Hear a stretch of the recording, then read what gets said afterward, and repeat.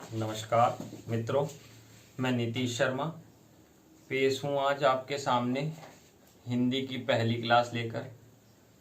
ये हमारी पहली और नई वीडियो है। आइए मित्रों, शुरू करते हैं हिंदी के बारे में।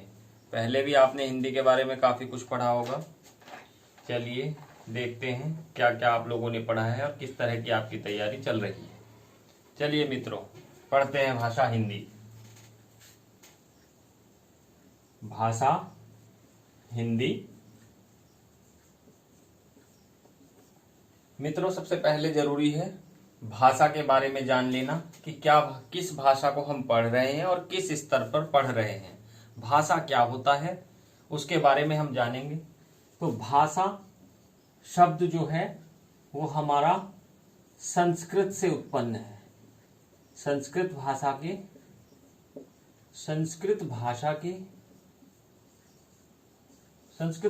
की भाष धातु से उत्पन्न है।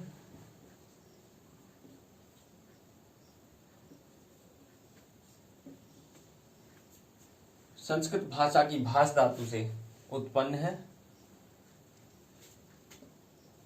अर्थ, भाषा का अर्थ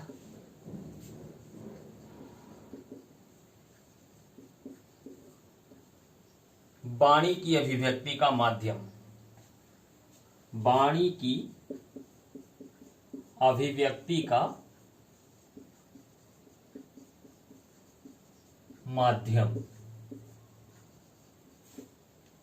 कहने का मीन्स ये है कि किसी भाषा के द्वारा हम अपने शब्दों को, हम अपनी वाणी को दूसरे व्यक्ति के सामने किस तरह से अभिव्यक्त कर सकते हैं, अपने विचारों को किस तरह से प्रस्तुत कर सकते हैं, वह माध्यम भाषा होता है। भाषा ही वाणी की अभिव्यक्ति का माध्यम बनता है, अपने विचारों को दूसरे व्यक्ति तक पहुंचाने का माध्यम सिद्ध होता है। चलिए आगे पढ़ते हैं। भाषा की उत्पत्ति भाष धातु से। भाषा का अर्थ वाणी की अभिव्यक्ति का माध्यम। और ये जो भाषा बनती है भाष धातु से, तो धातु क्या होता है आपके दिमाग में एक बात आ रही होगी, तो मैं आपको बता दूं। धातु क्रिया का शुद्ध रूप होता है, या तत्सम रूप कह देंगे आप। तत्सम रूप होता है।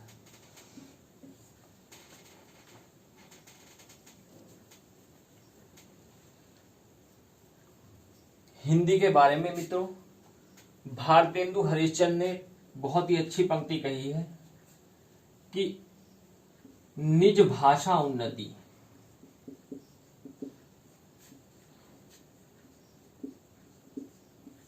भारतेंदु हरिश्चंद्र के द्वारा कही गई है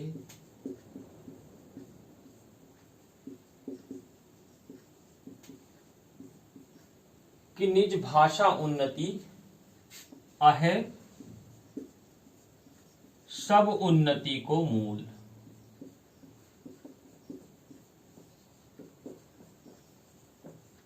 उनके कहने का तात्पर्य क्या था?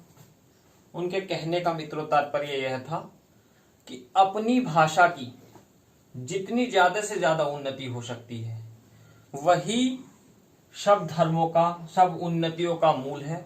तब हर प्रकार की उन्नति का मूल अपनी मातृभाषा, अपनी निज भाषा जो स्वयं की भाषा है, उसका विकास जितना होगा उतना ही सभ्यताओं का विकास होगा, उतना ही हमारा खुद का विकास होगा। चलिए इसके बारे में पढ़ते हैं। भाषा, हमारी जो भाषा हिंदी है, उसका विकास कैसे कैसे, कहाँ कहाँ से, किस तरह से हुआ है, उसको नाम किसने दिया है, नामकरण कहाँ से हुआ है।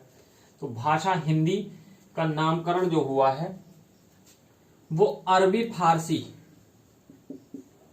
विद्वानों ने, भारत भूमि पर जब अरबी फारसी विद्वान आने शुरू हुए हैं, अरब फारस के आक्रमण हुए हैं, उन बादशाहों के साथ, उन ताकतों के साथ अरबी फारसी विद्वान भारतीय सरजमी पर आए हैं, तो उन्होंने उत्तर भारत के लोगों की भाषा को क्या नाम दिया? उत्तर भारतीयों की भाषा को नाम उन्होंने हिंदी नाम दिया, हिंदी कहकर पुकारा, और वहां के निवासियों को हिंदू और उस देश को हिंदुस्तान कहकर संबोधित किया। तो मित्रों, हिंदी, हिंदू, हिंदुस्तान, हिंदी, हिंदू, हिंदुस्तान, ये तीनों शब्द किस भाषा के हुए? तो सीधी सीधी बात है, ये तीनों शब्द किस भाषा के हुए? ये तीनों शब्द अरबी फारसी भाषा के हैं, अरबी फारसी भाषा के हैं ये तीनों शब्द। तो इस बात का ध्यान रखें कि हमारे जो भाषा हिंदी है उसको हमने नाम नहीं दिया, हमारी भाषा को नाम किसने दिया?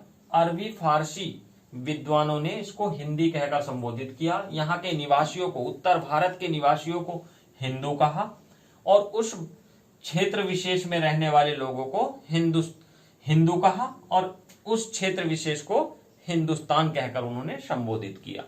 चलिए आगे चलते हैं। हिंदी, हिंद के निवासियों की भाषा, हिंद के निवासियों की भाषा, हिंदू, हिंद का निवासी,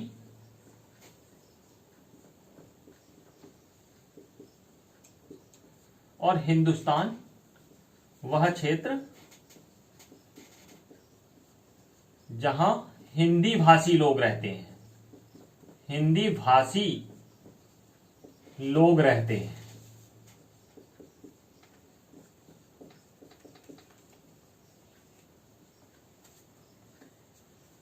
तो ये तीनों शब्द फारसी भाषा के हैं, और आप अब हिंदी का परिचय जान गए होंगे कि हिंदी को हिंदी नाम, हमारी भाषा हिंदी को नाम किस तरह से मिला। चलिए आगे चलते हैं। हिंदी के बारे में अगर हम आगे पढ़ें तो हिंदी व्याकरण की दृष्टि से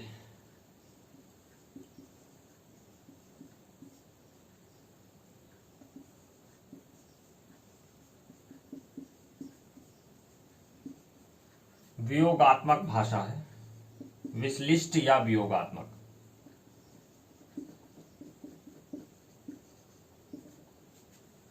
या विश्लिष्ट भाषा है।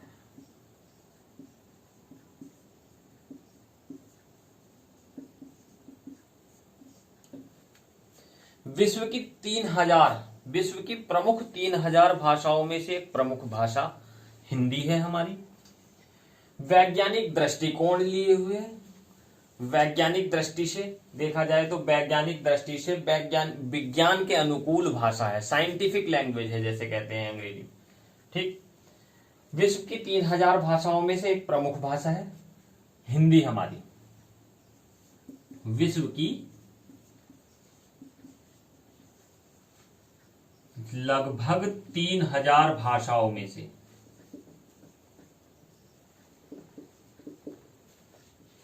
3000 भाषाओं में से एक प्रमुख भाषा, प्रमुख भाषा है।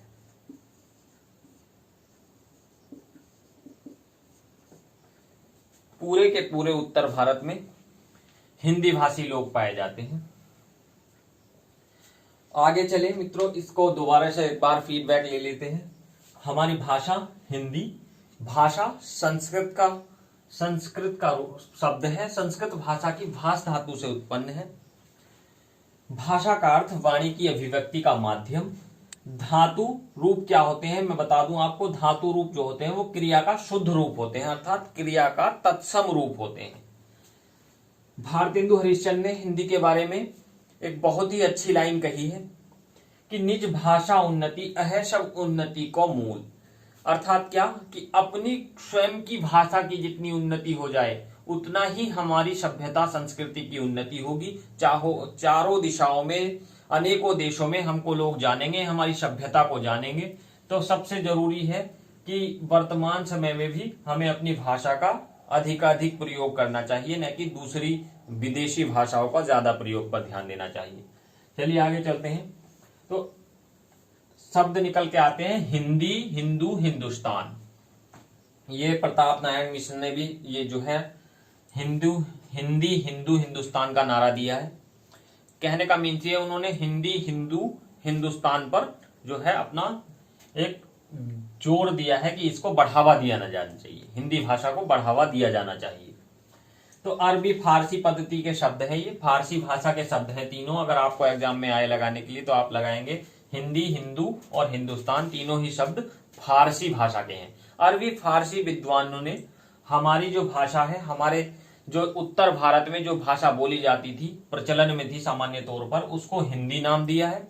वहां के निवासियों को हिंदू कहकर संबोधित किया है और वहां के क्षेत्र को, उत्तर भारत को, उन्होंने हिंदुस्ता के नाम से संबोधित किया है। चलिए आगे चलते हैं। हिंदी व्याकरण की दृष्टि से वियोगात्मक या विश्लिष्ट भाषा है। विश्व की लगभग 3000 भाषाओं में से एक प्रमुख भाषा हमारी हिंदी है। हमें गर्व करना चाहिए इस बात पर। वैज्ञानिक दृष्टिकोण लिए हुए है यह भाषा। चलिए आगे चलते हैं, भाषा के रूप पढ़ते हैं आगे हम। ये हमने पढ़ लिया भाषा का परिचय। भाषा का परिचय दोस्तों हम पढ़ चुके हैं। आप इस तरह से भाषा का परिचय पढ़िएगा। अपनी भाषा का बारे में, अपने भाषा के परिचय के बारे में हमें पता होना चाहिए कि हमारी भाषा किस तरह की है। चलिए आगे पढ़ते हैं। इससे आगे भाषा के रूप पढ़ते हैं। भाषा के रूप क्या होते हैं देखिएगा।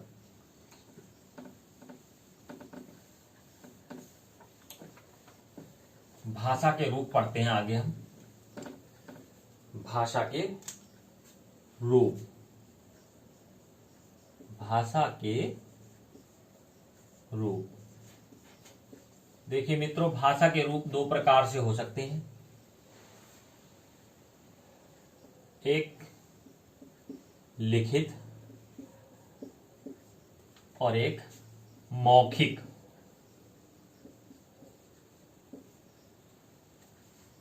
लिखित और मौखिक। भाषा के रूप लिखित और मौखिक। लिखित में क्या आएगा? लिखित के अंतर्गत आता है हम जब किसी शब्दों को या किसी वर्णों को जोड़कर लिख लेते हैं तो उसको लिपि कहा जाता है। लिपि क्या चीज है देखिएगा। लिपि, लिखित रूप क्या होगा भाषा का? भाषा का लिखित रूप लिपि। लिपि क्या है? लिपि के बारे में पढ़ते हैं। लिपि क्या है? किसी भी भाषा में ध्वनि चिन्हों का,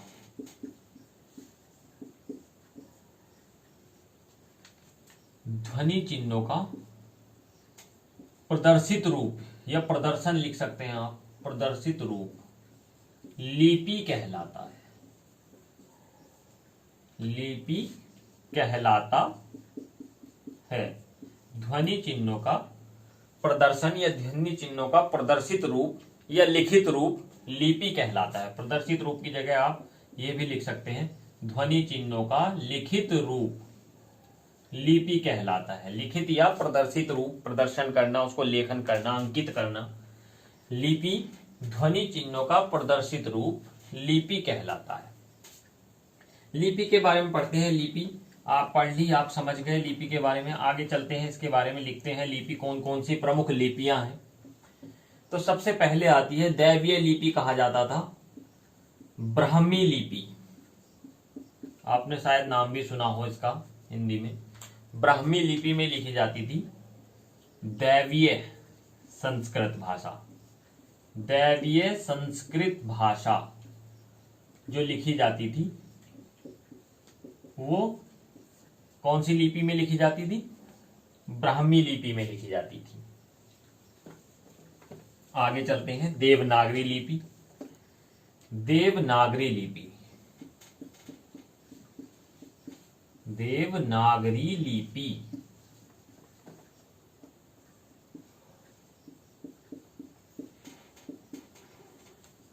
इसमें से एग्जाम में प्रश्न पूछा जाता है। देवनागरी लिपि में कौन कौन सी भाषाएं लिखी जाती हैं? मुख्यतः देखिएगा, सबसे पहले तो हमारी हिंदी, हिंदी, संस्कृत, हमारे महाराष्ट्र में बोली जाने वाली मराठी, नेपाली।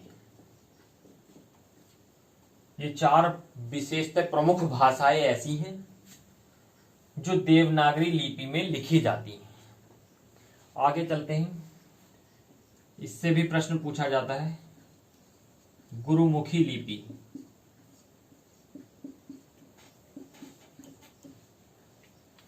इसमें लिखी जाती है पंजाबी भाषा। पंजाबी भाषा। और मित्रों आपको पता ही होगा रोमन लिपि। रोमन लिपि में लिखी जाती है अंग्रेजी। अंग्रेजी और एक भाषा फ्रेंच। फ्रेंच भी रोमन लिपि में लिखी जाती है। चलिए देख लीजिएगा एक बार। भाषा के रूप, लिखित रूप, मौखिक रूप। मौखिक को अभी हम पढ़ेंगे आगे। लिखित रूप में आती है लिपि, ध्वनि चिन्हों का प्रदर्शन करना। यह ध्वनि चिन्हों का लिखित रूप लिपि कहलाती है। सबसे पहले ब्राह्मी लिपि, दैवीय संस्कृत भाषा जो है वो इसमें लिखी जाती थी ब्राह्मी लिपि में। देवनागरी लिपि में लिखी जाती है हिंदी, संस्कृत, मराठी, नेपाली। विशेषतः आपको ये याद रखनी है, हिंदी, संस्कृत, मराठी और नेपाली देवनागरी लिपि में लिखी जाती है। गुरुमुखी लिपि में लिखी जाती है पंजाबी भाषा। रोमन लिपि में लिखी जाती है अंग्रेजी और फ्रेंच। चलिए आगे चलते हैं। बात आती है मौखिक भाषा का मौखिक रूप। चलिए मैं इसको साफ कर रहा हूं। आगे भाषा का मौखिक रूप आते हैं।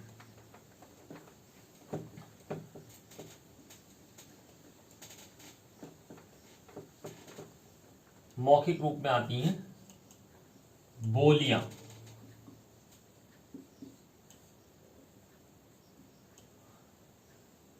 बोलियां जो आती हैं वो मौखिक रूप में आती हैं। चलिए, और बोलियां आपको पता है, इसके बारे में हम अभी आगे विस्तार से पढ़ेंगे। ठीक है, चलिए एक और पढ़ते हैं आगे। इसी का भाग है, इसी का भाग है आगे। भाषा का स्वरूप। भाषा का स्वरूप क्या होना चाहिए, किस तरह का, इसी का भाग है। भाषा का स्वरूप क्या होना चाहिए। तो भाषा का मुख्यतः स्वरूप इस प्रकार है। सबसे पहले बोलियां, फिर उपभाषा या परिनिष्ठ भाषा बोलते हैं। परिनिष्ठ भाषा। उपभाषा, सबसे पहले बोलियां, उपभाषा, परिनिष्ठ भाषा बोलते हैं इसको। फिर आएगी आपकी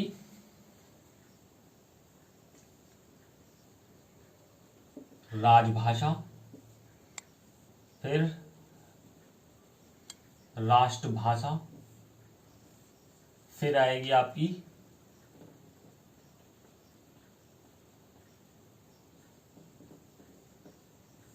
राष्ट्रभाषा,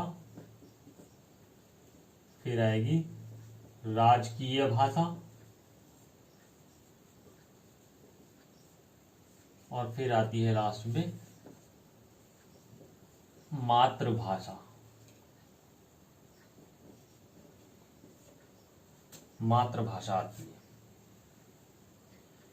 भाषा का स्वरूप बोलियां, उपभाषा, राजभाषा, राष्ट्रभाषा, राजकीय भाषा, मातृभाषा।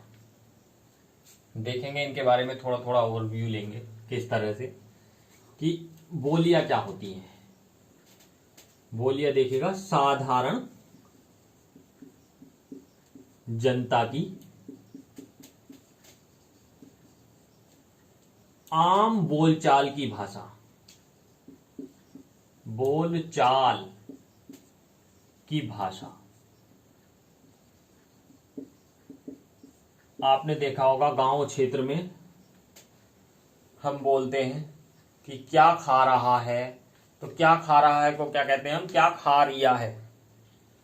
इस तरह से जो क्षेत्र विशेष में शब्दों को बिगाड़ कर जो बोला गया है वो बोलियां कहलाती है। हर क्षेत्र में आप देखेंगे, हर क्षेत्र विशेष पर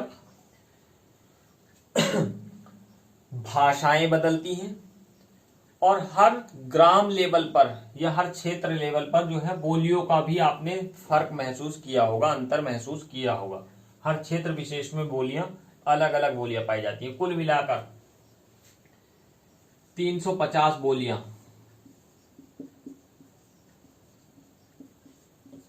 कुल मिलाकर 350 बोलियां भारत में, उत्तर भारत में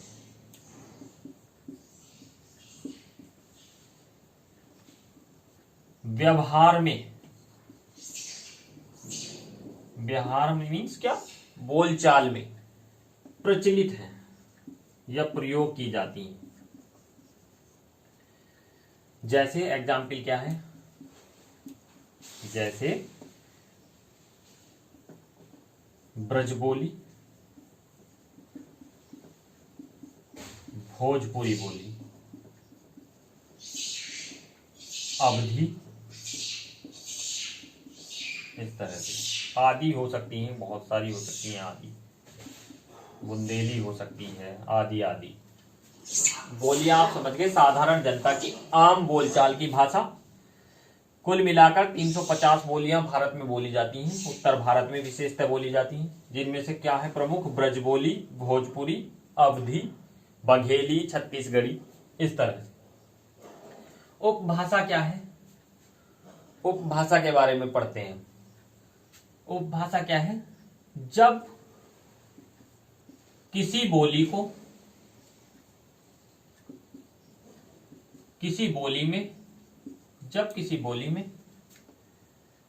व्याकरण के साथ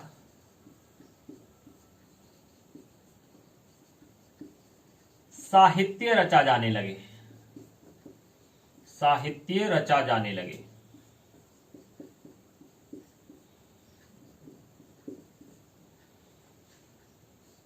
तब क्या होता है, जब किसी बोली में व्याकरण के साथ साहित्य रचना होने लगे, तब वह बोली न रहकर परिनिष्ठ भाषा या उपभाषा का रूप ले लेती है। जब किसी बोली में व्याकरण के साथ साहित्य रचना होने लगे, तब वह बोली न रहकर परिनिष्ठ भाषा या उपभाषा का रूप ले लेती है। परिनिष्ठ भाषा या उपभाषा बोली एवं भाषा के बीच की एक कड़ी है। ठीक, एग्जाम्पल जैसे हिंदी में बोले, जैसे खड़ी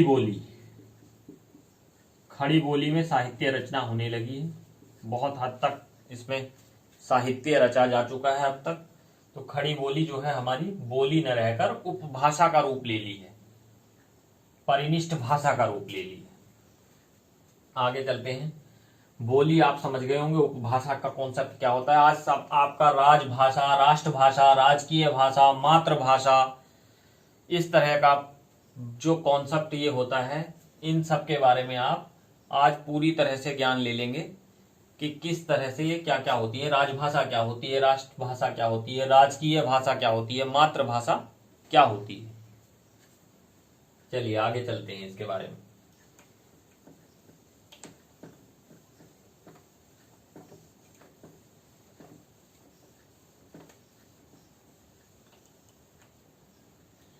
बात आती है राजभाषा।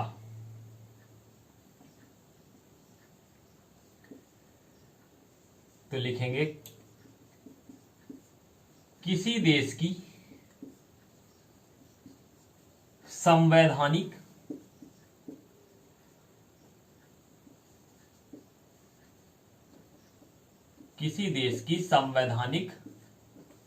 दर्जा प्राप्त भाषा, जिसे संवैधानिक दृष्टि से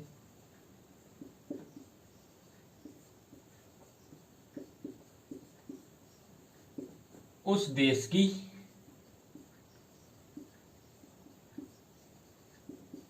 राजभाषा घोषित किया गया है। राजभाषा घोषित किया गया हो।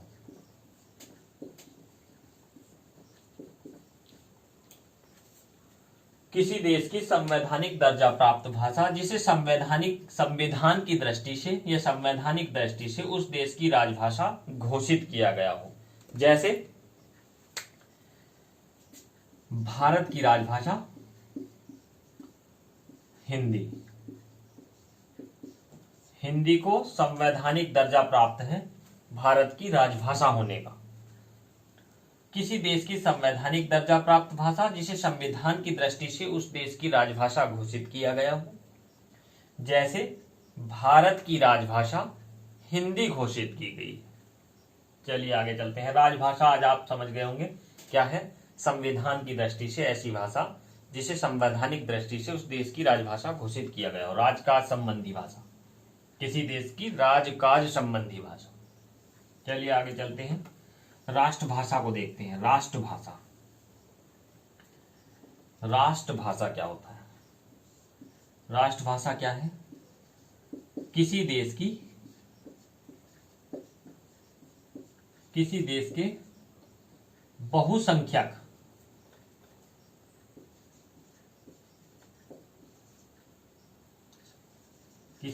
के बहुसंख्यक जनता के द्वारा बोली जाने वाली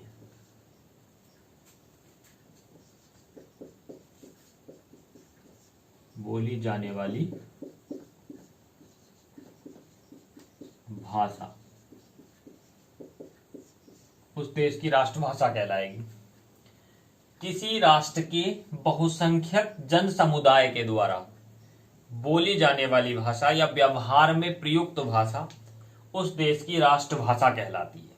जैसे क्या, भारत के संदर्भ में देखा जाए तो भारत की व्यवहारिक रूप से राष्ट्रभाषा जो होनी चाहिए थी वो हिंदी होनी चाहिए थी, क्योंकि उत्तर भारत, अधिकांशतः उत्तर भारत की जनसंख्या मुख्य रूप से हिंदी को बोलती है।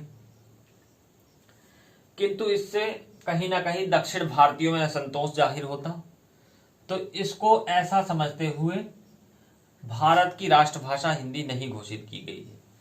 केवल व्यावहारिक रूप से है, संवैधानिक रूप से घोषित नहीं की गई है। तो केवल भारत की राष्ट्रभाषा हिंदी व्यवहारिक रूप से मानी जाती है, प्रचलन में है, बस ये ध्यान रखिएगा। तो भारत देश की कोई राष्ट्रभाषा नहीं है, भारत देश की कोई राष्ट्रभाषा नहीं है। हिंदी को केवल राष्ट्रभाषा के रूप में प्रचलन मात्र है। आगे चलते हैं, राष्ट्रभाषा का कॉन्सेप्ट आज आप समझ गए होंगे। आगे राजकीय भाषा पढ़ते हैं। राजकीय भाषा क्या होता है? किसी राज्य विशेष की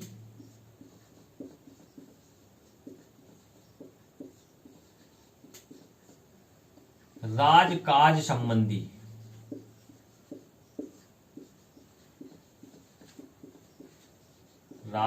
संबंधी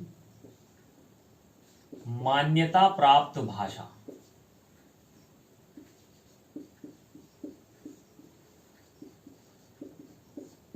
जैसे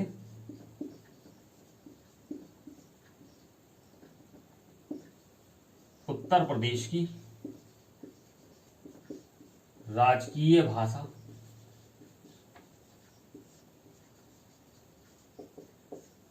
नंबर 1 हिंदी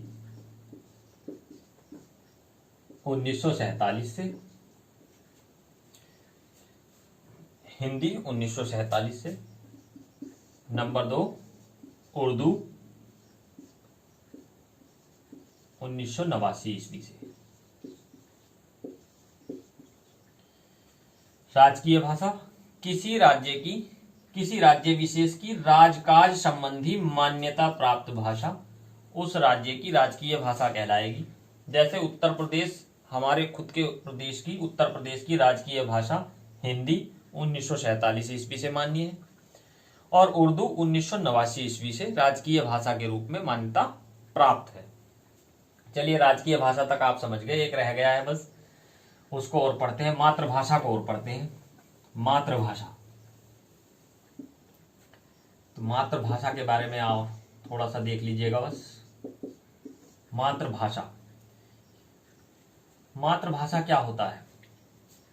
मातृभाषा ये कि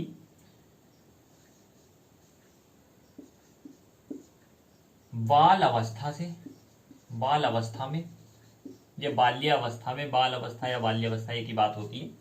बाल्यावस्था में सर्वप्रथम बालक के द्वारा सीखी गई भाषा,